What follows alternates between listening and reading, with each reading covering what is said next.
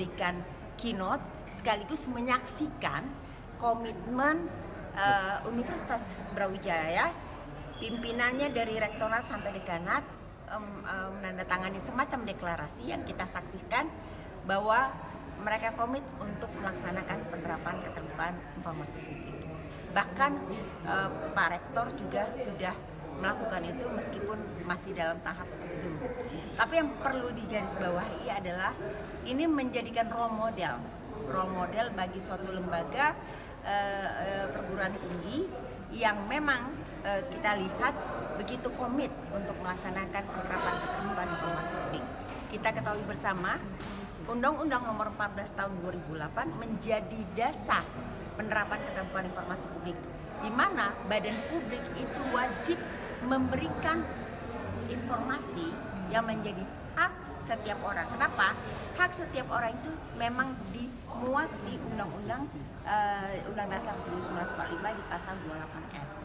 Tetapi di Undang-Undang Nomor 14 2008 memang selain dimuat kewajiban badan publik juga dimuat kepada haknya. Jadi kalau boleh saya resumkan, momen hari ini memperlihatkan bahwa bagaimana cerminan perguruan tinggi ikut mendukung keterbukaan informasi publik. Karena kita tahu keterbukaan itu menjadi dasar untuk gambaran badan publik itu adalah melaksanakan terwujudnya good governance. Kita ketahui bersama apa yang disebut badan publik Undang-Undang Nomor 14 dalam Undang-Undang Nomor 14 Tahun 2000 adalah badan publik yang selain lembaga eksekutif, yudikatif dan legislatif adalah badan yang memperoleh, yang diamanahkan untuk melaksanakan penyelenggaraan negara, di mana juga memperoleh support anggaran dari APBN atau APBD. Artinya dengan adanya transparansi, masyarakat ikut berperan melihat bagaimana pertanggungjawaban badan publik itu terhadap pemanfaatan tersebut. Ya, ada dua hal yang saya catat. Hari ini tidak hanya Universitas Brawijaya yang hadir, tapi mengundang universitas lain. Ini kegiatan hari ini memang sinergi Komisi Informasi Pusat bersama Universitas Brawijaya. Dan momen hari ini bukan baru hari ini, tetapi tahun lalu kami juga sudah pernah hadir dengan sama, yaitu menandatangani komitmen. Dari data kami, pada dasarnya universitas itu sudah lebih baik tingkat awareness-nya. Karena kita lihat bahwa indikator tidak hanya indikator pencapaian pemeringkatan, tapi angka untuk perolehan dari hasil monitoring itu. Tetapi di sisi lain juga kita lihat animo masyarakat, animo mahasiswa saat ini dalam memanfaatkan informasi sudah lebih bijak, sudah lebih cerdas, ya. Dalam arti lebih cerdas untuk memahami informasi yang disampaikan, memanfaatkannya. Harapannya memang badan publik seperti universitas atau perguruan tinggi lainnya itu juga mengawal untuk mengantisipasi, meminimalisir risiko-risiko terkait misalnya potensi informasi hoax atau potensi informasi yang justru kadang menyesatkan. Bukan hoax mungkin, tapi barangkali justru untuk menyesatkan. Siang ini ada lanjutan forum khusus kepada mahasiswa. Jadi kembali lagi kami mengapresiasi hal yang dilakukan oleh publik ini sudah yang kedua kali, terutama kepada periode kami. Mereka sangat memperlihatkan tingkat awareness-nya. Tadi tandakan seluruh itu sebagai salah satu cerminan. Akhirnya kami akan sowan ke tempat Bapak Ibu yang ada di fakultas masing-masing. Barangkali itu alhamdulillah kalau UP masuk badan publik kategori informatif sebenarnya sudah sejak 4 tahun yang lalu, sejak tahun 2019 itu UP sudah masuk kategori informatif.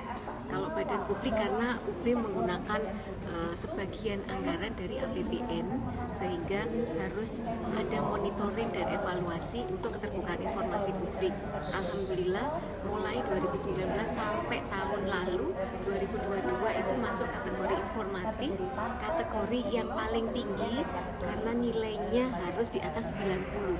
Jadi untuk monitoring dan evaluasi tiap tahun nilainya harus di atas 90 untuk masuk kategori informatif. Nah ini kita setiap tahun harus selalu melakukan inovasi supaya bisa mempertahankan kategori itu. Meskipun itu kategori yang menurut kami menjadi landasan untuk adanya transparansi, akuntabilitas di setiap badan publik. Jadi tujuannya bukan mengejar hanya prestasi, tetapi tujuan intinya adalah keterbukaan informasi publik yang ada di Universitas Brawijaya. Jadi itu yang lebih penting. Status PTNBH itu ada perubahan atau gimana? Justru menurut saya status PTNBH itu semakin memotivasi kita untuk lebih terbuka, karena kan berbadan hukum. Kalau yang sebelumnya BNU, sekarang sudah berbadan hukum, kita harus mengupdate informasi yang memang diperlukan oleh publik. Jadi kalau informasi itu harus disediakan secara berkala, harus kita update secara berkala. Kalau serta-merta ya harus segera disampaikan, betul. Kalau memang harus ada setiap saat, maka setiap publik yang ingin mengetahui maka harus ada di website yang ada di Universitas Brawijaya. Jadi dengan berubah menjadi PTNBH, memang saingannya gitu ya, itu PTNBH yang sudah senior gitu ya, katakanlah yang PTNBH sudah lama berdiri, tetapi kalau untuk keterbukaan informasi publik, Universitas Brawijaya termasuk yang mempunyai modal, karena tahun 2019 itu hanya 5 perguruan tinggi yang masuk kategori informatif, dan salah satunya adalah Universitas Brawijaya untuk pertama kalinya tahun 2019. Berikutnya bertambah hingga tahun lalu itu ada 21 lebih gitu ya yang masuk kategori informatif. Artinya UB bertahan dengan keterbukaannya meskipun nilainya berganti-ganti gitu ya, tetapi kategorinya selalu di atas 90. Jadi nilainya Di ranking berapa Bu UB Bu dari 21 itu? kalau yang kemarin terakhir itu kita turun karena banyak universitas yang baru, itu kita ranking 19. Jadi karena banyak universitas yang masuk kategori informatif, itu ada pergeseran. Tetapi kategori informatifnya tetap masih masuk kategori informatif. Jadi klaster untuk kategori informatif itu seluruh badan publik yang nilainya di atas 90.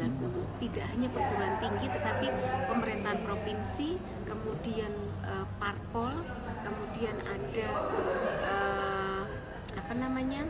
kementerian. Nah, itu semuanya dinilai oleh komisioner dari Komisi Informasi Pusat. Kemudian di ranking nilainya yang di atas 90 itu yang masuk kategori informatif. Berarti 21 tadi itu bukan cuma perguruan tinggi aja Bu ya? 21 itu khusus yang perguruan Oh, tinggi perguruan negeri. tinggi. Tapi kalau untuk yang Pemprov beda-beda lagi. Jadi klasternya ada Pemprov, ada BUMN, ada Parpol, ada kementerian. Nah, itu semuanya ada klasternya masing-masing. Tapi alhamdulillah kita selalu masuk di kategori informatif. Bu, untuk UB sendiri kira-kira apa yang masih perlu diperbaiki Bu untuk tetap stay di informatif? Di informatif ya. Kalau dilihat tadi informasi yang disampaikan adalah informasi harus diupdate setiap saat. Kita harus mengikuti tata kelola yang sudah ada di Perki yang sesuai dengan Perki nomor 1 tahun 2021. Kemudian beberapa peraturan yang memang menunjukkan di standar layanan itu yang nampaknya memang harus kita perbaiki terus. Standar layanan yang di UB untuk publik khususnya tidak hanya di tingkat universitas, kita ingin tingkatkan di tingkat fakultas. Jadi tahun ini UB ingin melakukan monitoring dan evaluasi di tingkat fakultas, utamanya untuk pelayanan informasi publik, sehingga kategori informatifnya tidak hanya di universitas tapi masuk ke tiap unit kerja yang ada di Universitas Brawijaya. Berarti PPID di UB ini sudah sampai level fakultas ada Bu? Jadi PPID itu secara struktur organisasi pimpinannya atau atasannya adalah Bapak Rektor, kemudian di bawahnya ada PPID utama, itu ada Bapak Wakil Rektor bidang keuangan dan sumber daya, bawahnya ada sekretaris PPID utama, Bapak Sekretaris Universitas, baru ada koordinator pelaksana. Koordinator pelaksana ini kebetulan saya. Kemudian di bawahnya ada PPID pelaksana, itu yang bidangnya sangat beragam. Jadi ada PPID pelaksana hukum, ada PPID pelaksana aset, keuangan, teknologi informasi, ada kehumasan, ada kearsipan, itu semuanya yang mensupport.